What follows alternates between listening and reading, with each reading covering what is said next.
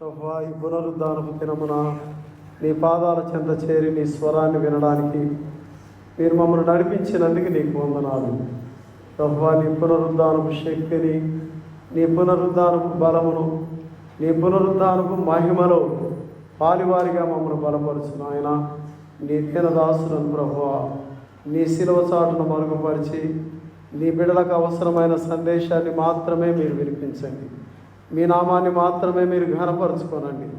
దుష్ట దురాత్మ అంధకార సాతాను శక్తులను పాతాళములో బంధించు ప్రభువా.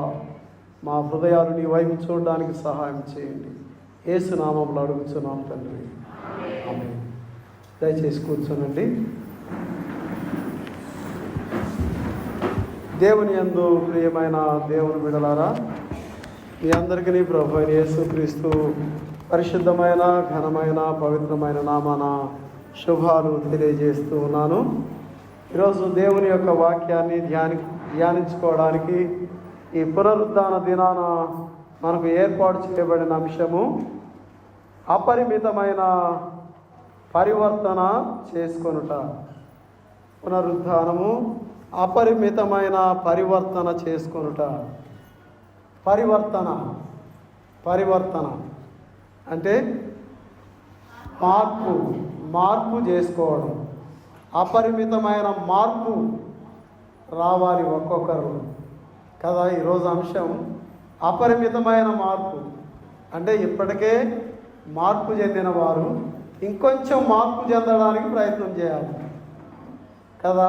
మార్పు చెందడం అంటే గతంలో ఉన్నటువంటి ఆలోచనలు విపరీతంగా చేసుకోవడం కాదు, కానీ క్రీస్తులో అపరిమితంగా ఎదగడానికి, క్రీస్తు ప్రభువులో ఆధ్యాత్మికంగా ఎదగడానికి దేవుడు మనకిస్తున్న మంచి తరుణం. అందును బట్టి దేవునికి మనం కృతజ్ఞత చెల్లించబద్ధమై ఉంటున్నాం. ఒక్కసారి దేవునికి స్తోత్రం చెల్లించుకుందామా? హల్లెలూయా, హల్లెలూయా, హల్లెలూయా. చాలా కష్టపడి పాడారు కదా పాట. కొంచెం ఇష్టపడి పాడే పాట పాడదాం. ఒక్కొచ్చిన మనం పాడుకుందాం. అందరికీ వచ్చిన పాట జీవన గానాలు పుస్తకం ఉంటే తీయండి, ఒకవేళ ఉన్నోళ్ళు నాకు కూడా ఇవ్వండి. జయ జయ యేసు, జయ యేసు, జయ జయ క్రీస్తు, జయ క్రీస్తు, జయ జయ యేసు, జయ యేసు, జయ జయ క్రీస్తు, జయ క్రీస్తు, జయ జయ రాజా, జయ రాజా, జయ జయ రాజా, జయ రాజా, జయ జయ స్తోత్రం, జయ స్తోత్రం, జయ జయ యేసు, జయ యేసు, జయ జయ క్రీస్తు, జయ క్రీస్తు, సమాధి చేసిన జయ యేసు, సమాధి ఓడెను జయ యేసు, సమాధి చేసిన జయ యేసు, సమాధి ఓడెను జయ యేసు, బంధము తెంచిన జయ యేసు, బంధం తెంచిన జయ యేసు, బండలు తీయుము జయ యేసు, జయ జయ యేసు, జయ యేసు, జయ జయ క్రీస్తు, జయ క్రీస్తు. హల్లెలూయా, హల్లెలూయా. దేవునికి స్తోత్రం. హల్లెలూయా.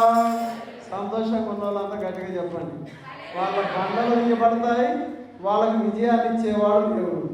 వాళ్ళకు విజయాన్ని ఇచ్చే దేవుడు.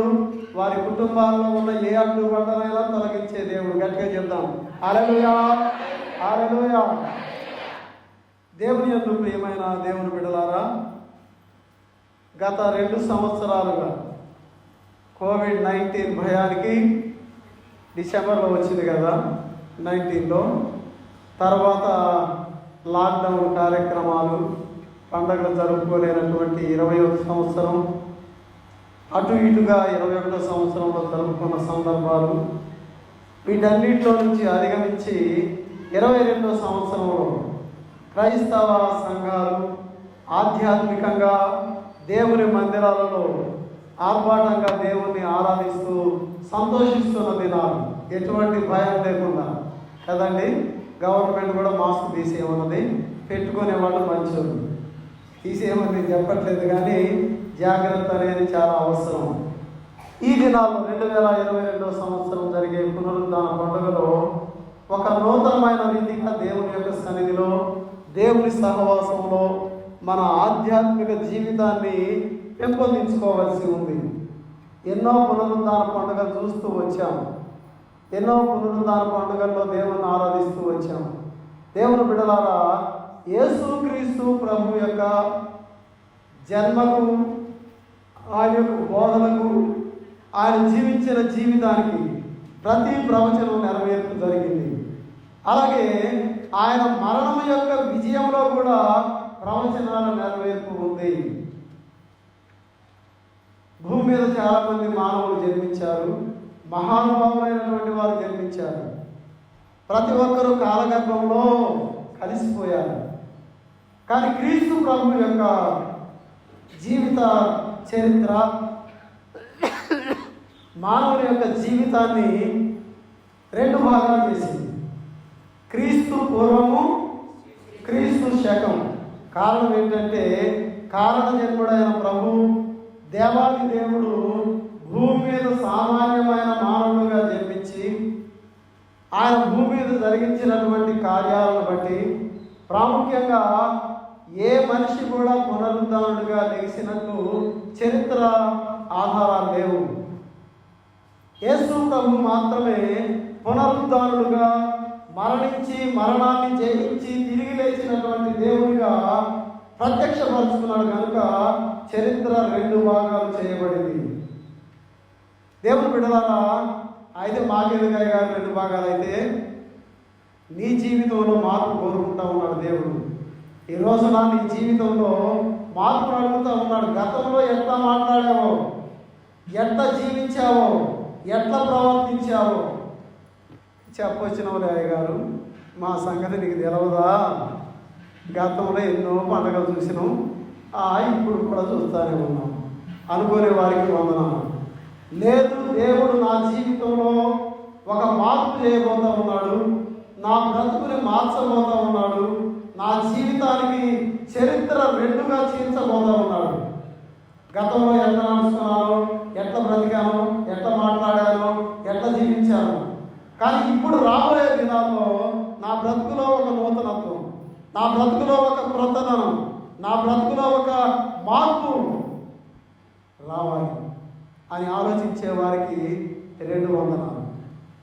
దేవుని బిడ్డలారా, ఏది కోరుకుంటా ఉన్నాం? ఈరోజు అంశం అయితే పరిశుద్ధాత్మ దేవుడు మనకు బోధించబోతున్నాడు. అపరిమితమైన పరివర్తన చేసుకునుట. అపరిమితమైన పరివర్తన. ఇంతకుముందు నమస్కారం అండి అన్నాం, నమస్కారం అండి అన్నాం. ఇప్పుడు అపరిమితంగా నమస్కారం పెట్టాలంటే ఎట్లా పెట్టాలి? నమస్కారం అండి అంటే అబ్బా ఎంత మార్పు వచ్చింది అనుకుంటారు కదా. అంటే ఉదాహరణ చెప్తున్నాం, అంత అందంగా పెట్టమని చెప్పట్లేదండి. గతంలో నమస్కారం అని చెప్పారు నువ్వు, అపరిమితంగా నీలో మార్పు వచ్చిందంటే నీ శిరస్సు మంచి. అందుకే నమస్కారం అంటే అర్థం ఏంటో తెలుసా? నమస్తే అంటే నా తల ఉంచుతా ఉన్నా, దాని భావం. దేవుని బిడ్డ, దేవుని కుమారుడ, క్రైస్తవ విశ్వాసంలో, క్రైస్తవ విశ్వాసిగా నీ మాటలలో అపరిమితమైన మార్పు రావాలి. అపరిమితమైనటువంటి రీతిగా దేవుడిలో ఆధ్యాత్మికంగా ఎదగాలి. దేవుడు అది కోరుకుంటా ఉన్నాడు. దేవుడు నీ నుంచి ఆయన ఆశపడతా ఉన్నాడు. అపరిమితంగా మారిపోవాలి. అయ్యగారు గతంలో మాట్లాడినట్టు, గతంలో సేవ చేసినట్టు కాదు, అపరిమితమైన మార్పు. ఎంత మార్పు అంటే, అపరిమితం అంటే దానికి అంత ఉందండి. అపరిమితం అంటే ఇంత ఇంత అంత చెప్తామా? చెప్పలేనంత మార్పు. అంటే ఓమకందనంతగా మార్పు రావాలి. ఏ విషయంలో? అన్ని విషయాలలో. ఒక్క విషయంలోనే కాదు. ఒకవేళ ఇంటికి వెళ్ళారనుకోండి, ఎప్పుడు చిరబరలాడే భర్త అయితే ఈరోజు చిరబరులు ఆడకుండా ఎన్నిసార్లు చెప్పాలి నీ కాఫీ ఇవ్వమని. అక్కడ నేను సరిగ్గా తాగలేదు, గుళ్ళో నువ్వు తాగినావు కానీ నాకు కాఫీ పెట్టని చిరబరులు ఆడడం కాదు కదా. పోయి ఒకసారి అమ్మ నాకు కాఫీ ఇవ్వమంటే ఇచ్చేదాకా ఆగను. అప్పుడే నన్ను మర్చిపోయినావా, నేను చెప్పింది నీకు గుర్తు లేదా? ఉదాహరణ చెప్తున్నా, అదే కాదండి అపరిమితమైన మార్పు. బైబిల్ చదువుతూ ఉన్నాము, బైబిల్ ఒకవేళ 1 గంట సేపు చదువుతూ ఉన్నావు రోజు, ఇప్పుడు ఎంత పెరగాలి ఏమో. నీకు సమయం దొరికినప్పుడేలా చదువుకో, అది నీకు ఆశీర్వాదం. దేవుని బిడ్డ, ఈ రోజున పరిశుద్ధాత్మ దేవుడు అపరిమితమైన మార్పుని నీలో కావాలని కోరుకుంటా ఉన్నాడు. ఒక్కొక్కరు, ప్రతి ఒక్కరు, నేను కూడా ఒక గురువుగా, ఒక సేవకుడుగా నాకు అన్నీ తెలుసు, 35 ఏళ్ళ నుంచి చేస్తూ ఉన్నాను, నాకు అంతా తెలుసు, నేను అంతట్లో పడిపోయినా, అన్నింటిలో PhD చేసినని చెప్పడం కాదు కదా. నేను కూడా నేర్చుకోవాలి, ఇంకా నేర్చుకోవాలి, ఇంకా నేర్చుకోవాలి. ఒక మాట చెప్పాలంటే ఎదిగిన కొద్దీ, అబ్బా ఎంత మంచిగా చెప్పారు, మీకు అన్నీ తెలుసు, చెప్పని అవసరమే లేదు. మనం ఎదుగుతూ ఉన్నాం, ఎంత ఒదుగుతూ ఉన్నాం, ఎంతగానో ఒదిగి మాట్లాడుతూ ఉన్నాం. నేను దేంట్లో తక్కువ, నేను దేనికి తక్కువ? నిన్ను దేవుడు ఐశ్వర్యంలో పెంచాడు, నీకు అన్నీ ఇచ్చాడు, ఆధిక్యతలు ఇచ్చాడు. నువ్వు ఆ ఆధిక్యతను చూసుకొని ముగిసిపోతూ ఉన్నావేమో. నీ ఆధ్యాత్మిక స్థితి, నీ స్థితిగతులు పెంచుతూ ఉంటే ఎదిగిన కొద్దీ వదలడం నేర్చుకోవాలి. అదేనండి అపరిమితంగా ఎదుగుట, అపరిమితంగా దేవుడిలో వర్ధిల్లే జీవితం. ఈ రోజున పరిశుద్ధాత్మ దేవుడు ప్రతి ఒక్కరి నుంచి ఆశపడతా ఉన్నాడు. ఎప్పుడు చెప్పుకునే పునరుద్ధాన పండుగ, స్త్రీలు వెళ్ళారు, సుగంధ ద్రవ్యాలు పట్టుకుని పోయారు, యేసు ప్రభు దేహానికి మూసిపోయాలనుకున్నారు. ఇదంతా ఎప్పుడు చెప్పుకునేటువంటి చరిత్ర చెప్పుకోవద్దని నేను చెప్పట్లేదు, కానీ ఈ రోజున ఈ పునరుద్ధాన దినాన నీకు అడ్డుబండలుగా ఉన్న సంగతులు తీసివేయబడాలి. నీకు జయప్రదాన్ని ఇచ్చే దేవుడు, నీకు విజయాన్ని ప్రసాదించే దేవుడు, నీ దేవుడు ప్రతి విషయంలో, నీ ఆధ్యాత్మిక స్థితి మొదలుకొని నీ దైనందిన జీవితంలో, ఈ లోక సంబంధమైన ప్రతి విషయంలో. ప్రమోషన్ వస్తుంది కదండి, క్లర్క్ చేసే వాళ్ళకి ఒకవేళ ఆ ఆఫీస్కి అధికారిగా ప్రమోషన్ వచ్చిందనుకోండి, ఎంత సంతోషం. నేను ఇక్కడే కూర్చొనేవాడినండి, నేను ఇక్కడే కూర్చొనేవాడిని, కానీ ఈరోజు నాకు దేవుడు ఆ స్థానాన్ని ఇచ్చాడు కదా. అపరిమితంగా దేవుడు దీవించాడు. అయితే నువ్వేం చేయాలి? ఇక్కడ కూర్చోడాన్ని నిందించాలి, తిట్టాలి, అవమానపరచాలి. నువ్వు ఒక దినాలు కూర్చున్నావు అక్కడ, మర్చిపోవద్దు. అపరిమితంగా ఎదుగుతాడు, అపరిమితంగా దేవుల్లో ఎదిగేటువంటి ఆత్మీయ జీవితం.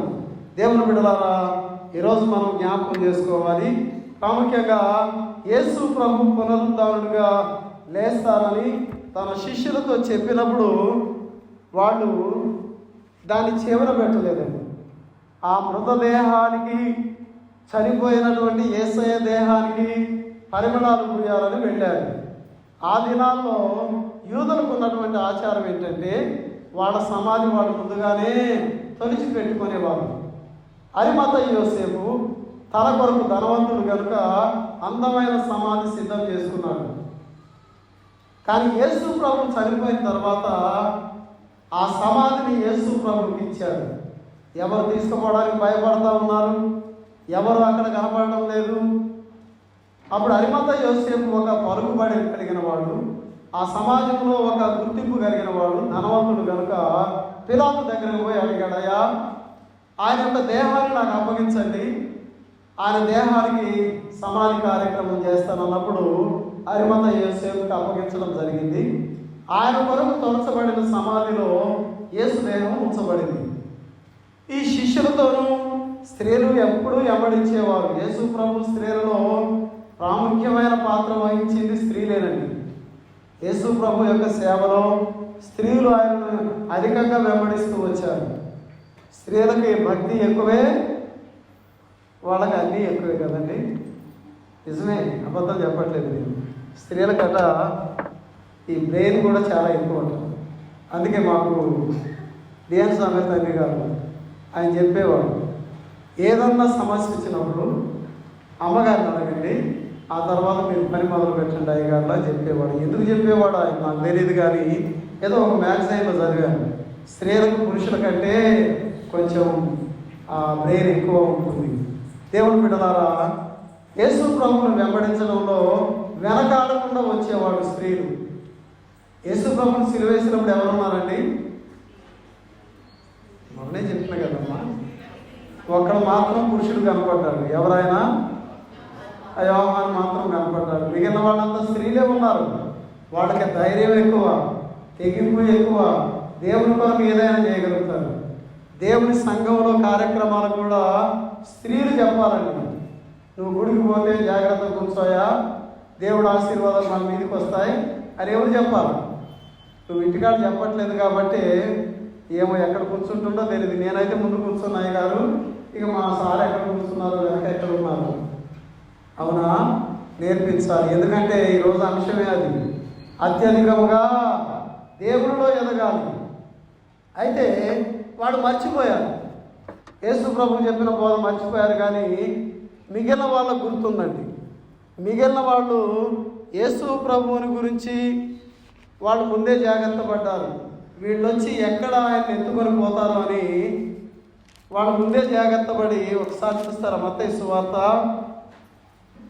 27వ అధ్యాయం 62వ వచనం. 62వ వచనం. మరునాడు అనగా మరుసటి దినమున ప్రధాన యాజకులను పరిసయ్యులను పిలాతు నొద్దకు వచ్చి, అయ్యా, ఈ వంచకుడు సజీవుడై ఉన్నప్పుడు 3 దినములైన తర్వాత నేను లేచెదనని చెప్పినది మాకు జ్ఞాపకం ఉంది. కానీ చాలు, కొన్ని విషయాలు ఎవరు గుర్తుంటాయండి? ఎవరు గుర్తుంటాయి? శత్రువుకే గుర్తుంటాయి. మిత్రులుగా ఉన్నవాళ్ళు, పాదాల దగ్గర నుండి ఆ వాక్యాన్ని విన్నవాళ్ళు, ఆయన బోధంతా ఆలకించిన వాళ్ళకి గుర్తే లేదు. ఎన్నోసార్లు యేసు ప్రభు చెప్పాడు, 3వ దినాలు వేస్తారంటే వీళ్ళు తగుదనమ్మా అనుకుంటా ఆయన చనిపోయిన దేహానికి అప్పుడు పరిమళాలు వేయలేదు కనుక ఇప్పుడు పోయి చెట్టు కొడదాం, ఇప్పుడు పోయి పరిమళాలు పోదాం, ఇప్పుడు పడుకునే ఉంటాడు. అంతేనండి, శవంగానే ఉన్నాడు, ఆయన పడుకునే ఉన్నాడు, ఆయనలో జీవం లేదు, ఆయన పడుకొని ఉన్నాడు కనుక ఆ దేహానికి పరిమళాలు పోద్దాం, అందుకే పోయారండి. లేదా? అవునా కాదా? అంటే యేసు ప్రభు సజీవుడిగా లేస్తాడని శత్రువు గుర్తుంది, కానీ వీళ్ళకి గుర్తులేదు. చాలా విచారం కదా.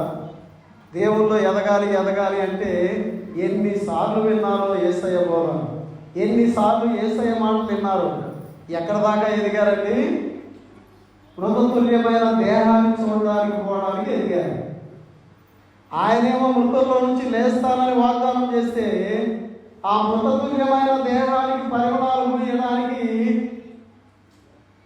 వాళ్ళు సిద్ధపడ్డారు. ఎక్కడ ఎదిగారు? ఉందా ఎదుగుందండి. వాళ్ళ జీవితంలో చనిపోయాడు, ఆ బండ మీద రాయి ఎవరు తీస్తారు? ఆ బండ మీద రాయి తీస్తే ఆయన దేహానికి పరిమళాలు పూద్దాం. వాళ్ళ ఆలోచన అక్కడికే పరిమితం అయిపోయిందండి. ఈ దినాల్లో క్రైస్తవ విశ్వాసులు కూడా కొద్ది సంగతులకే పరిమితం అయిపోతూ ఉన్నారు. కొద్ది ఆలోచనతో మాత్రమే ఉంటా ఉన్నాను. నీకు దేవుడిచ్చిన జ్ఞానాన్ని బట్టి అపరిమితంగా ఎదగాలి. మాటల్లో, క్రియల్లో, ప్రవర్తనలో అపరిమితంగా ఎదగాలి. ఏ ఒక్కడికి గుర్తు రాలేదండి. స్త్రీలు వెళ్ళారు. ఎవరెవరు పోయారట? చూడండి, మార్క్స్ సువార్త ఇందాక చదివిన వాక్య భాగంలో మార్క్స్ సువార్త 16వ అధ్యాయం 1-3 వచ్చినారు.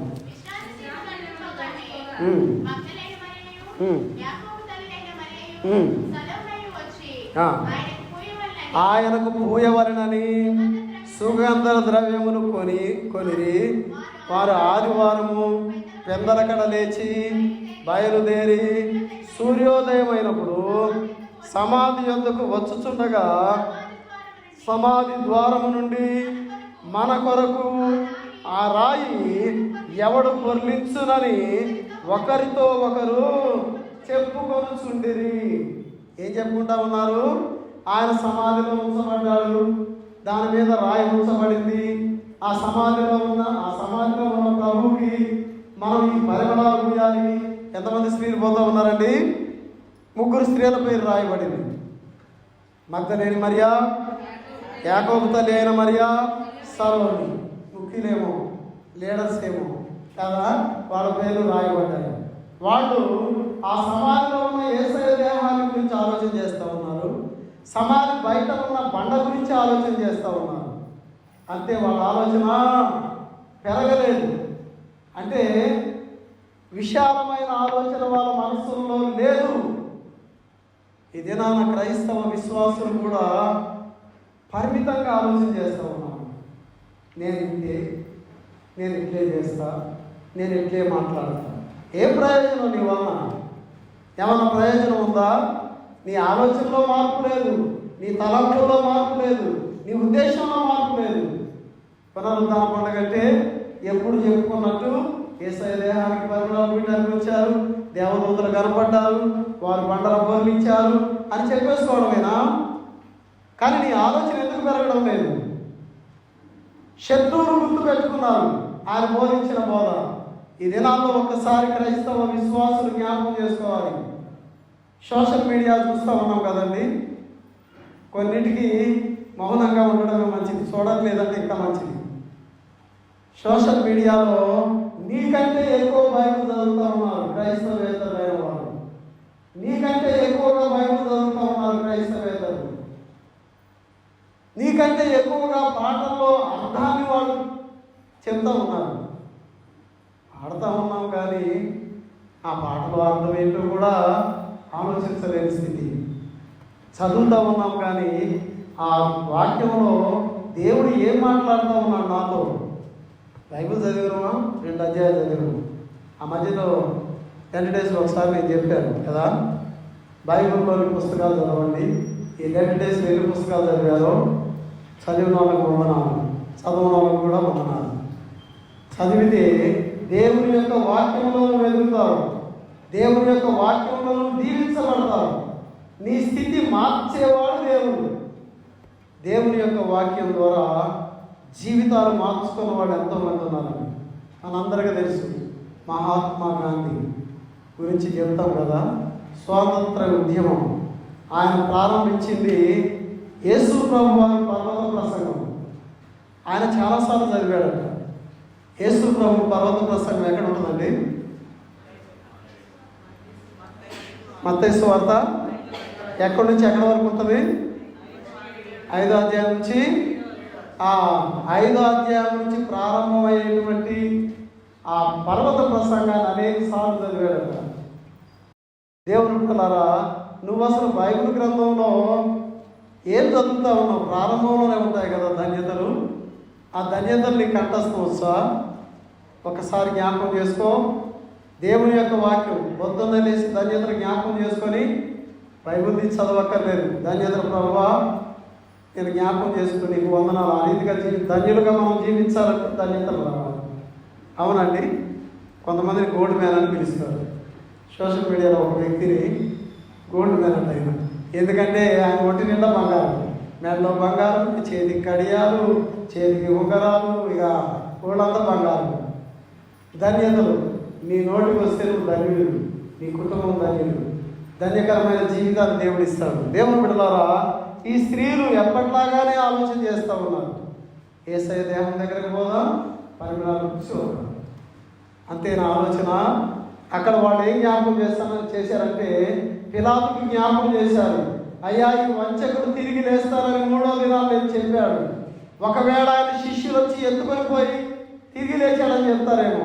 కాబట్టి ఆ సమాధి మీద రాయి పెట్టండి, ఆ రాయికి ముద్రలు వేయండి. అంటే మన ఈ మధ్య కుండీ బాక్స్ తీసాము, దాని తాళం ఎవరి దగ్గర ఉంచాలన్న భయం. దానికి ఏం చేయాలి? సీల్ చేసి ముద్ర వేయాలి, అప్పుడు భయం ఉంటుంది. సీల్ చింపేస్తే భయం. ఎవరు చింపేశారు? ఆ డబ్బులు తీయడానికనే భయం.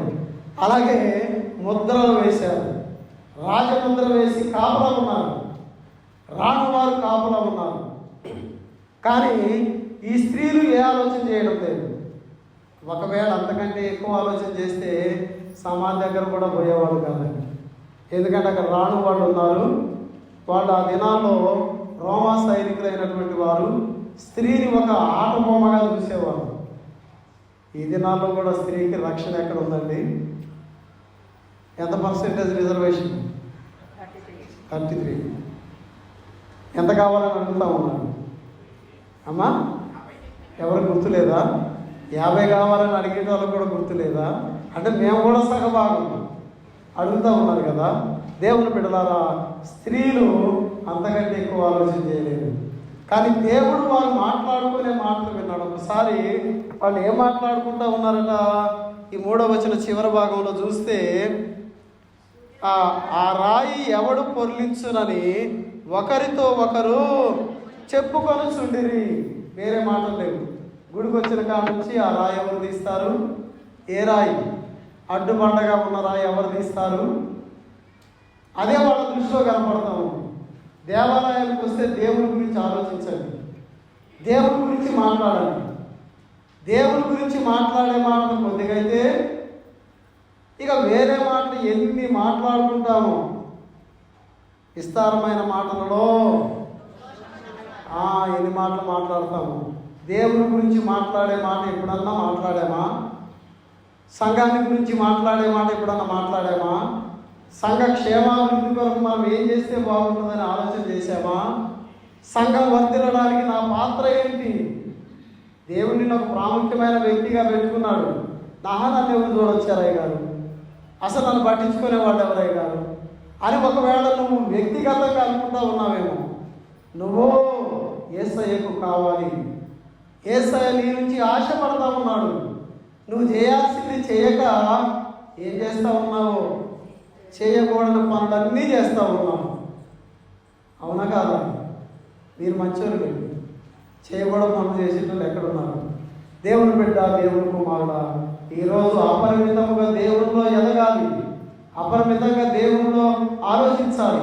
కనుక వారు ఆ సమాధి దగ్గరకు వచ్చి చూసేసరికి అక్కడ సమాధి రాయి తీయబడి ఉంది. వాళ్ళు వెతుకుతూ ఉన్నారు. ఒక్కసారి యోహాను సువార్తలోకి వద్దాం.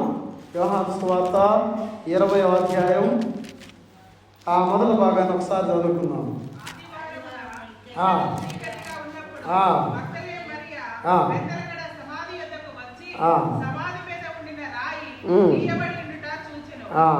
వాళ్ళందరూ వచ్చారు, చూశారు, రాయి తీయబడి ఉంది.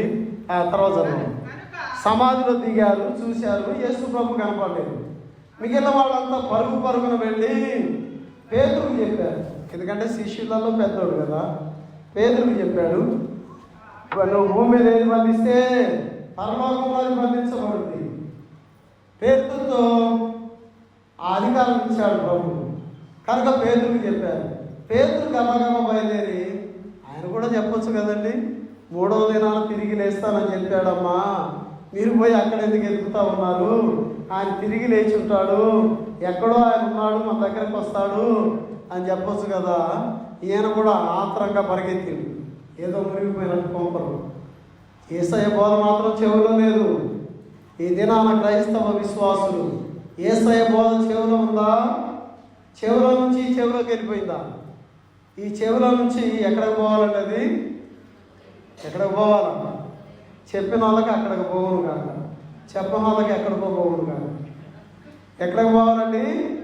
ఈ చెవిలో నుంచి ఎక్కడికి రావాలి? దిగి నీ హృదయంలోనికి రావాలి. లేదా ఇంకా వింటే ఈ చెవిలో నుంచి దగ్గరే ఉంది కదండి, అన్ని ఆలోచనలు పుట్టేది ఇక్కడే కదా. మైండ్లో దేవుని యొక్క చిత్తంలో స్థిరపరుచుకోవాలి. దేవా, నువ్వు పలానా దినాలు నాతో మాట్లాడావు, ఆ మాట నా మనస్సులో ఉంది ప్రభు, నన్ను నేను సరి చేసుకోవడానికి నన్ను బలపరచు. నేనైతే బలహీనుడి, నాకు ఆ జ్ఞానం లేదు, ఆ తెలివితేటలు అంతకంటే లేదు. దేవుని వాక్యం వింటుంది నీవు నీ హృదయంలో భద్రపరచుకో, నీ మనస్సులో భద్రపరచుకో. అందును బట్టి నువ్వు, నీ కుటుంబం, నీ తల్లిదండ్రులు దీవించబడతారు. Please move fast. దేవుని బిడ్డ, దేవుని కుమారుడా, ఈ దినాన పరిశుద్ధాత్మ దేవుడు నీతో సూటిగా అడుగుతా ఉన్నాడు. నా బిడ్డ, నా కుమారుడా, నువ్వు అపరిమితంగా ఎదగగలుగుతా ఉన్నావా? అపరిమితంగా దేవుని కార్యాలు చేయడానికి ఇష్టపడతా ఉన్నావా? ఒక్కసారి నిన్ను నువ్వు పరీక్షించుకో. అయితే వీళ్ళు ఆ స్థలానికి వెళ్ళారు. ఆ తర్వాత జరిగిన సంగతి ఏంటంటే, చూడండి 3వ వచనం చదవండి. కాబట్టి పేతురును ఆ శిష్యుడును బయలుదేరి సమాధి యొద్దకు వచ్చారు. వీడు కూడా, బాబు ఎవరమ్మా, ఒకసారి చెప్పాను కదా, ఒకసారి చెప్పారు, బయటకు వెళ్ళిపో, ఏం అవసరం లేదు, బయటకు వెళ్ళిపో. ఒకసారి చెప్తే వినాలి కదా. సమాధి యొద్దకు వీడు కూడా వెళ్ళారు. అంటే యేసయ్య మృతుల్లోనే వెతుకుతా ఉన్నారు. క్రైస్తవ ఆధ్యాత్మిక జీవితం నేటికి కూడా ఎక్కడ ఎదుగుతూ ఉన్నామండి? దేవుణ్ణి ఎక్కడ చూస్తూ ఉన్నాం? ఆలోచన చేయండి. మృతతుల్యమైన ఆలోచనలతో ఉన్నాం, పనికి రాని ఆలోచనలతో ఉన్నాం, పనికి రాని వాటి మీద ఆలోచన పెడతా ఉన్నాం. అందుకే మనం ఎదగట్లేదండి. పనికి రాని మాటల మీద ఎంత ఆలోచన పెడతాము, ఎంత ఆలోచన పెడతాము. ఉదాహరణ చెప్పాలంటే చాలా చెప్పగలను. పనికి రాని వాటి గురించి, మృతతుల్యమైన వాటి గురించి, అయోగ్యమైన వాటి గురించి, అసలు ఆలోచించకూడని వాటి గురించి ఒక మాటలో చెప్పాలంటే చిన్న పిల్లల్లాగా ఆలోచన చేస్తూ ఉన్నామండి.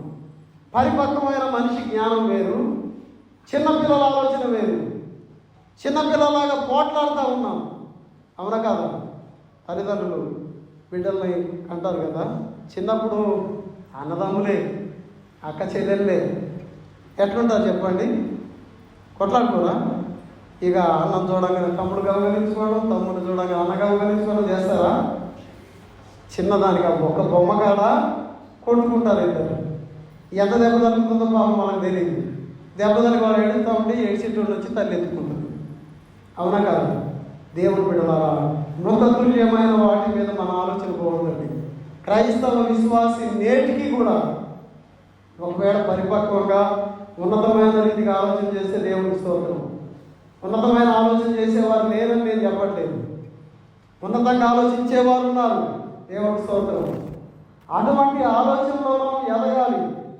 ఎప్పుడు చిన్నదానికి పెద్దదానికి ప్రతిదానికి ఆ సమస్య మీద మన దృష్టి, అది అసలు పనికొచ్చేది కాదు.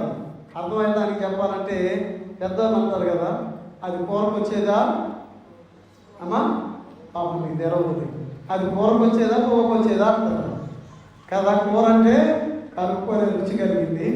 ఇలా ఎంతమంది ఎన్ని కూరలు చేస్తారు? ఇప్పటికే ప్లాన్ చేసుకున్నాం. సరే పోవద్దు మన మనసు, కూరకు వచ్చేది కాదు, పువ్వుకు వచ్చేది కాదు, అసలు పనికొచ్చే విషయం కానే కాదు. పోనీ పిచ్చి పెడదామని అనుకుంటామండి. లేదు లేదు లేదు, ఆ సంగతి ఏంటో తేరా.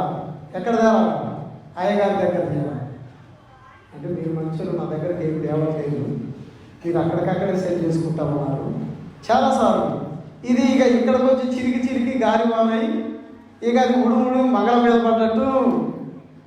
మాకు అయ్యగారు కూడా ఏం చెప్పలేదు. ఏం చెప్తాడు? ఆయనకి ఏం తెలుసు నీ సంగతి? నీ బుద్ధి, నీ జ్ఞానం ఆయనకు తెలుసా? ఆలోచన చేద్దాం. మృతతుల్యమైన వాటి మీద ఆలోచన పెడతా ఉన్నాం. ఈ రోజున పరిపక్వమైన రీతిగా పరిశుద్ధాత్మ దేవుడు నీకు జ్ఞానం ఇస్తూ ఉన్నాడు, అపరిమితమైనటువంటి జ్ఞానం. అయితే ఆ ఇద్దరు పరిగెత్తుకొని వచ్చారు. ఇద్దరిలో మరి ఒక శిష్యుడు అంటే ఎవరండి? యోహాను పడుచువాడా ముసలోడా? పడుచువాడు వచ్చాడు. ఎందుకంటే ఆయనకు శక్తి ఎక్కువగా ముందు పరిగెత్తుకొని వచ్చింది. ఏం చేసిందో చూడండి. ఆయన 4వ వచనం చివరి భాగం, 5వ వచనం మొదటి భాగంలో చూస్తే ఆయన వచ్చి వంగి నారబట్టలు పడి ఉండుట చూచాను. ఏం చూశాడట? వంగి చూసిండు. గుళ్ళో ఇంత పని జరుగుతూ ఉంటే తొంగి చూడని కూడా ఉంటారండి.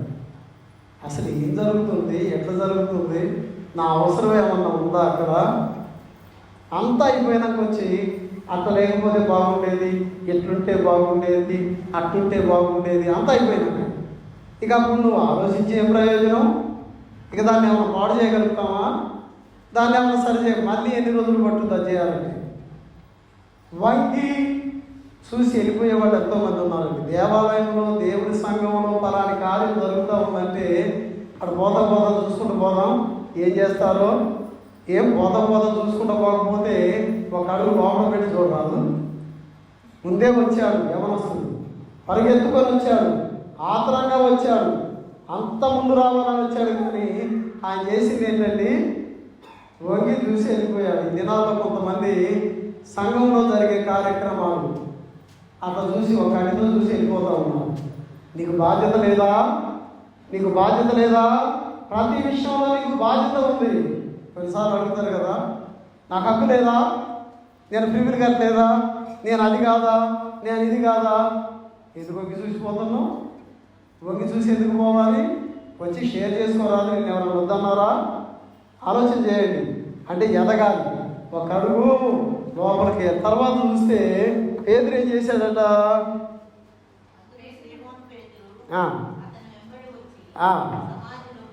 సమాధిలో ప్రవేశించంటే ఈ యవనస్తుల కంటే ఒక అడుగు ముందుకు వేసిందండి. సమాధిలో దిగాడు. దిగి ఏం చేశాడట, నార బట్టలు పడి ఉండుటయో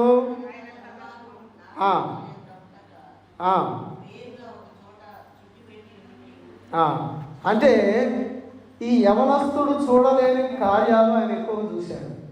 ఆత్మీయంగా ఆలోచన చేద్దాం. ఒక అడుగు ముందుకేయాలి, ఒక అడుగు ముందుకేయాలి. అపరిమితంగా ఎదుగుతా. ఇప్పటి వరకు ఒక అడుగు వెనకే పెట్టి చూస్తున్నావు. ఆత్మీయంగా ఆలోచన చేద్దాం. జరిగేది ఏంటో నువ్వు చూసి వెళ్ళిపోతా ఉన్నావు కదా. కానీ ఇప్పుడు ఆత్మీయంగా నువ్వు అపరిమితంగా ఎదగాలంటే ఏం చేయాలి? ఒక అడుగు ముందుకేయాలి. దేవుని పని చేయడానికి, దేవుని కార్యాల కొరకు నువ్వు అపరిమితంగా ఎదగాలి. అయితే ఆయన చూసి ఆయన కూడా తిరిగి వెళ్ళిపోయాడు.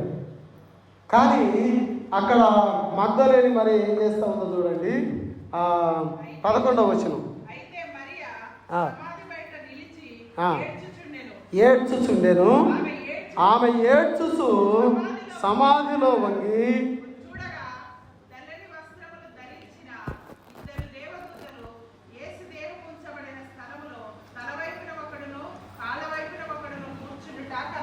ఆమె ఆ సమాధి దగ్గర నుంచి వదిలిపెట్టలేదండి.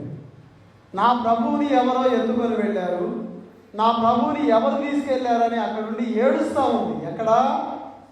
సమాధి దగ్గర నుండి ఏడుస్తూ ఉంది, సమాధి దగ్గర విలపిస్తూ ఉంది. దేవుని బిడ్డలారా, ఆమె ఈ రీతిగా సమాధి దగ్గర ఏడుస్తూ ఉంటే ఆమె ఇంకొక అనుభవాన్ని ఎక్కువ చూసిందండి. ఈ పేతురేమో కొన్ని వస్త్రాలే చూశాడు, కానీ ఈమె దేవదూతలను చూసింది. అంటే ఒక అనుభవం ఒక మెట్టు ఎక్కువగా ఎదిగింది. ముందొచ్చిన ఆయన వంగి చూసి వెళ్ళిపోయింది. వంగి చూసిపోయే వాళ్ళు చాలామంది ఉన్నారు. మన సంఘంలో కాదు, నేను పాపం మీద చాలామంది ఉన్నారు. చాలామంది చాలా చక్కగా పనిచేశారు. నాకు చాలా సంతోషం అనిపించింది. నా ఇల్లు కూడా క్యాంపస్లో ఉంటే పాపం వాళ్ళతో పాటు నేను కూడా ఉండేవాడిని కదా అని నాకు సంతోషం అనిపించింది. కానీ చీకటి పడితే సరే కనపడదు, ఎదుట ఏ బండి వస్తుందో, నేను బండి మీద జాగ్రత్తగా అంత దూరం పోవాలి, సుమారు కిలోమీటర్లు అన్నీ ముందుగానే వెళ్ళిపోయాను. దేవుని బిడ్డలారా, దేవుని యొక్క సన్నిధిలో సంతోషించాను. ఒకరికొకరు తోడుగా, ఒకరికొకరు సహాయంగా వచ్చి కూడా ఏం చేయకుండా ఉన్న కూడా ఉన్నాను. లేదండి, నాకు తెలుసు, నేను చూశాను. వచ్చి కూడా ఏం జరుగుతుందో అటు ఇటు తిరిగి చూసిపోయినాడు. వాళ్ళేనండి వంగి చూసేవాళ్ళు. వచ్చారు కదా, ఒక చెయ్యి రాదు, నీకు ఆశీర్వాదం వస్తుంది కదా, నీకు దీవెనలు ఇస్తారు కదా. ఎవరు పని చేస్తూ ఉన్నావు? దేవుని పనే కదా, దేవుని కొరకే కదా, దేవుని కార్యం కొరకే కదా. దేవుని పిల్లలారా, ఈరోజు మనం ఆత్మీయంగా ఎదగాలి. ఈ తల్లి ఏడ్చినందున దేవదూతలు కనపడ్డారు. అంతేకాదు, ఇంకా ఏం జరిగిందండి తర్వాత? ఆమె వెనక్కి తిరిగి చూడగానే 14 వచ్చిన చదవండి. ఆమె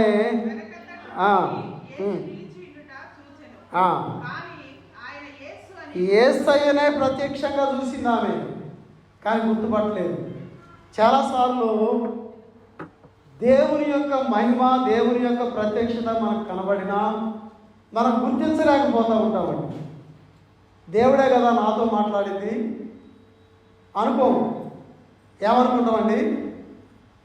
ఏమనుకుంటాం? అయ్యగారు మమ్మల్ని ఉతికారేసింది, దేవుడు నిన్ను ఉతికారేసేది, దేవుడు నిన్ను సరి చేసేది. అసలు నేనెవరు? నేను ఆడుతున్నాను కదా. అసలు ఏ కుటుంబం నాకు తెలుసా అండి? నిన్నంటే నాకేమైనా మూట పెరుగుద్దా? నాకేమైనా ముళ్ళ పెరుగుద్దా అండి? అవసరమా నాకు? అనవసరమైన దాని గురించి ఆలోచన, అక్కడే ఆలోచన. మమ్మల్ని అంటారు కదా మృతతుల్యమైన ఆలోచన, ఇంకా అక్కడే ఉంది ఆలోచన. పెరగట్లేదు. ఆత్మీయంగా ఎదగాలంటే నీ ఆలోచన పెరగాలి, నీ ఆలోచన సరళ పెరగాలి, నీ ఆలోచన, నీ ఉద్దేశాలు పెరగాలి. ఆమె ఇంకా ఏడుస్తుంది, గమనించలేదు. సో యేసయ్యని అనుకోలేదు, ఎన్నిసార్లు చూసిందో కదండి. ఆమె ఎక్కడి నుండి మరియల గురించి మనం ఏం చదువుతామంటే యేసు పాదాల దగ్గర నుండి ఆయన బోధ గురించి నేను మార్తమ్మేమో ఇంటికాడ ఉండకుండా చేస్తూ ఉంది, మరి అమ్మేమో బోధ వింటా ఉంటే ఏమన్నాడు యేసు ప్రభు? మరియ ఉత్తమమైన దానిని ఏర్పరచుకున్నది. దేవుని బిడ్డలారా, ఆమె సమాధిని విడిచిపెట్టలేదు కనుక యేసయ్యను మొట్టమొదటగా చూసింది కానీ గుర్తుపట్టలేదు. ఆ తర్వాత ఏం జరిగిందో చూడండి.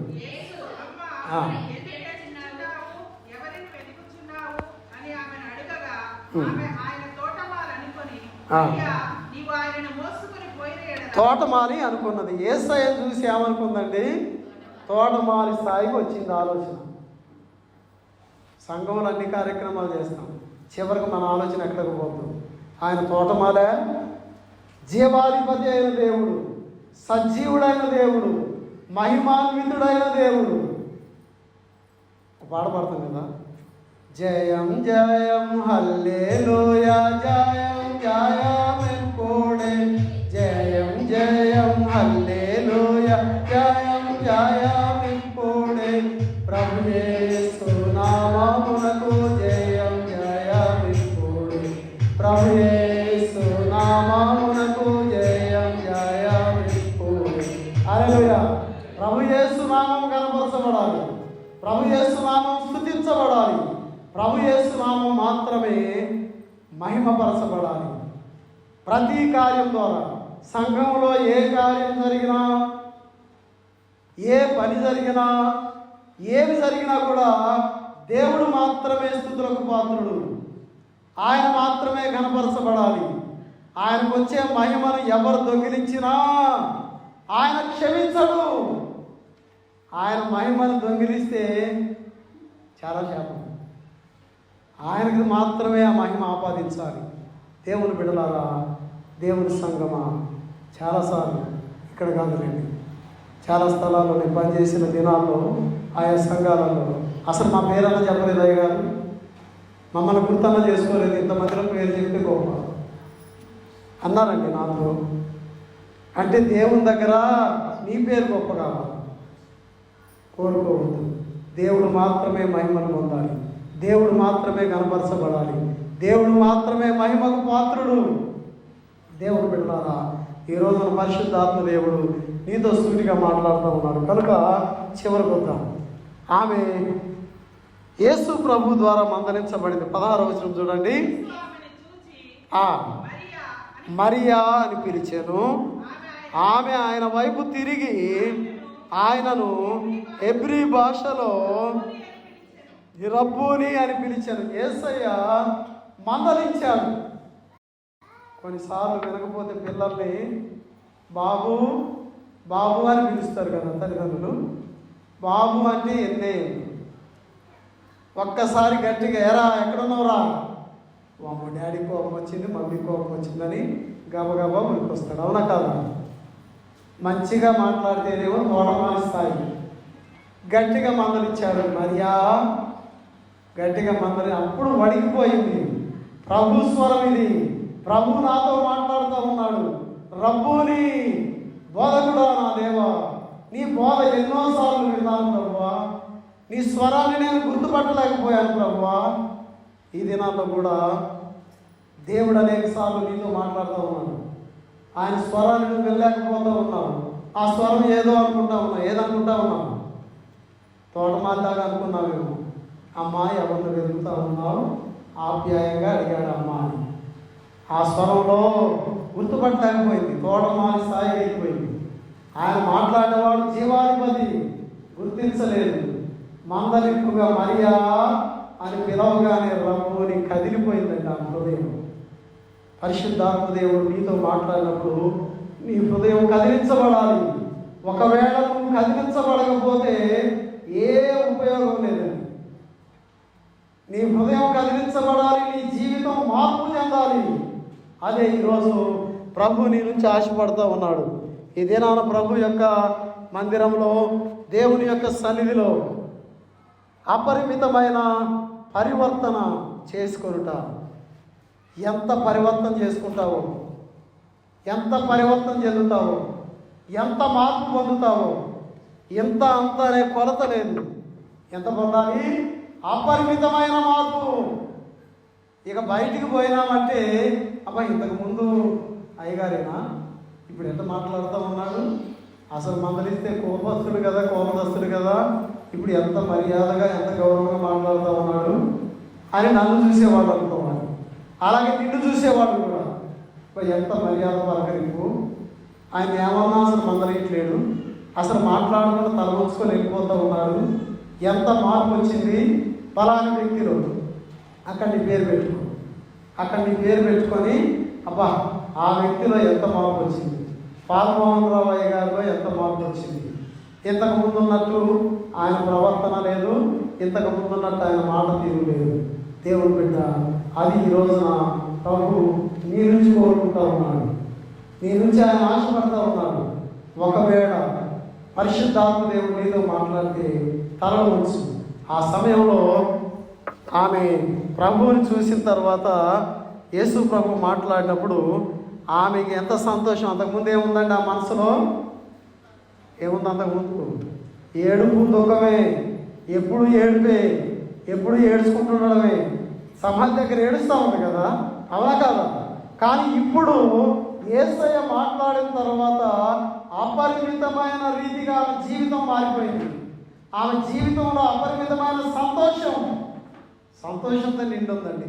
కన్నీరు లేవు ఆ మనసులో, ఆ హృదయంలో దుఃఖం లేదు, సంతోషంగా. ఇప్పుడు ఏం చేస్తా ఉందట? 17వ వచనం చూడండి.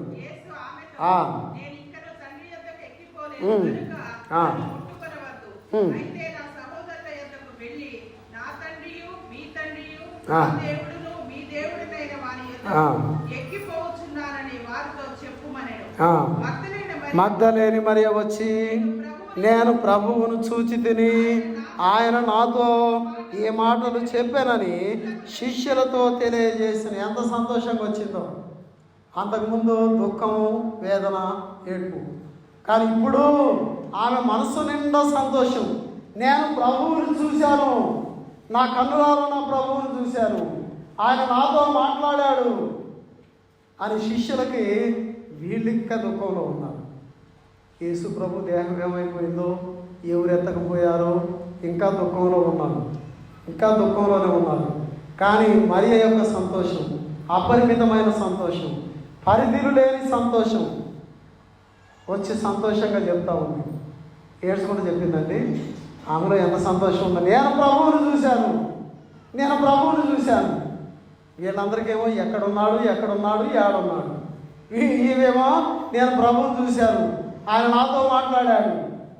దేవుని బిడ్డలారా, అపరిమితమైన సంతోషంతో ఆ స్త్రీ ద్వారా సువార్త అందించబడింది.